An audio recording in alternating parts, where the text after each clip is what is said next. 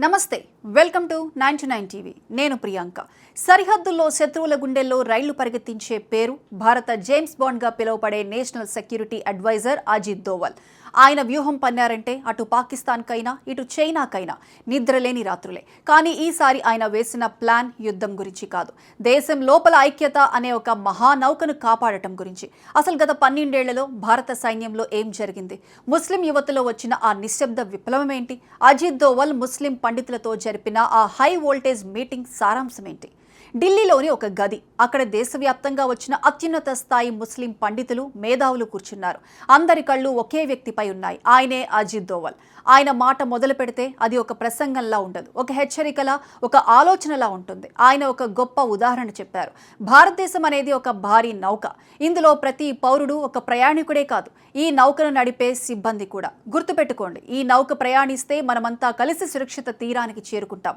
ఒకవేళ ఏ చిన్న పొరపాటు వల్ల ఈ షిప్ మునిగిపోయినా మనమంతా కలిసే మునిగిపోతాం ఇక్కడ నువ్వు వేరు నేను వేరు అనే మాటే లేదు ఈ మాటలతో ఆయన దేశ భద్రత అనేది కేవలం సైనికుల బాధ్యత మాత్రమే కాదు ప్రతి ఒక్క పౌరుడి బాధ్యత అని కుండబద్దలు కొట్టారు విభజన భావాలు నౌకకు చేసే రంధ్రాలు లాంటివని వాటిని మనం కలిసి పూడ్చాలని పిలుపునిచ్చారు ఈ సమావేశంలో దోవల్ బయటపెట్టిన ఒక లెక్క ఇప్పుడు దేశమంతటా హాట్ టాపిక్ అయింది గత 12 ఏళ్లుగా ఇండియన్ ఆర్మీ సిఆర్పిఎఫ్ బిఎస్ఎఫ్ వంటి పారామిలిటరీ దళాల్లో ముస్లిం యువత భాగస్వామ్యం ఊహించని విధంగా పెరిగింది ఇది కేవలం ఒక ఉద్యోగ నియామకం మాత్రమే కాదు ఇది ఒక మైండ్ సెట్ మార్పు దేశమే మొట్టమొదటి ప్రాధాన్యత అనే భావన ముస్లిం యువతలో బలంగా నాటుకుపోయిందని దోవల్ ప్రశంసించారు ఒకప్పుడు కొందరు శత్రువులు మన దేశ యువతను తప్పుదోవ పట్టించాలని చూస్తే ఇప్పుడు అదే యువత యూనిఫామ్ వేసుకుని తుపాకీ పట్టుకుని సరిహద్దుల్లో శత్రువుకు సింహస్వప్నంలా మారుతోంది ఇది దేశానికి గర్వకారణం ఇప్పుడే అజిత్ దోవల్ ఒక గట్టి హెచ్చరిక కూడా చేశారు నేటి కాలంలో యుద్ధాలు కేవలం సరిహద్దుల్లో జరగటం లేదు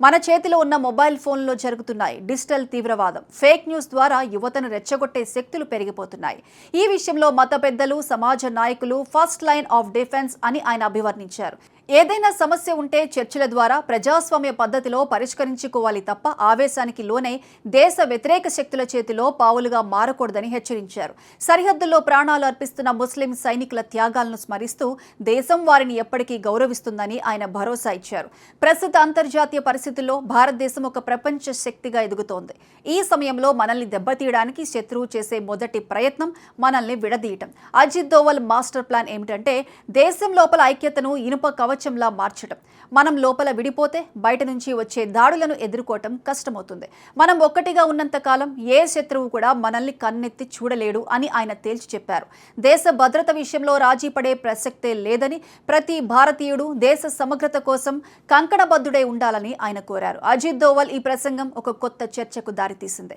మతం ఏదైనా మార్గం ఏదైనా గమ్యం మాత్రం భారతదేశం గెలవడమే అప్పుడే ఆ నౌక సురక్షితంగా సాగుతుంది దేశం అంటే మట్టి కాదు దేశం అంటే మనుషులు మనలో ఐక్యత ఉంటేనే ప్రపంచ పటంలో మన జెండా రెపరెపలాడుతుంది అజిత్ దోవల్ చెప్పినట్లు మనం కలిసే ప్రయాణిద్దాం కలిసి గెలుద్దాం